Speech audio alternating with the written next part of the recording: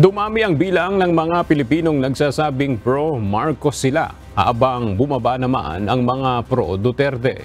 Ito ay ayon sa latest survey ng Okta Research. Base sa second quarter ng Tugunang Masa Survey, tumaas sa 36% mula sa dating 31% ang mga Pilipinong nagsasabing sinusuportahan nila ang administrasyon ni Pangulong Ferdinand Marcos Jr. Samantala, nakakita naman ng 4 na puntos na pagbaba ang porsyento ng mga maka-Duterte.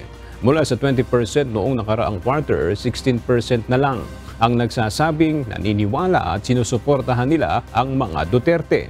5% ang nagsabing sila ay oposisyon, habang 11% ang nagsabing wala silang pinapanigang kampo sa politika. Ang survey ay isinagawa noong June 26 hanggang July 1 at may 1,200 na respondents. Nagpasalamat naman ang Pangulo sa mga kababayan natin na patuloy na sumusuporta at nagtitiwala sa Marcos administration.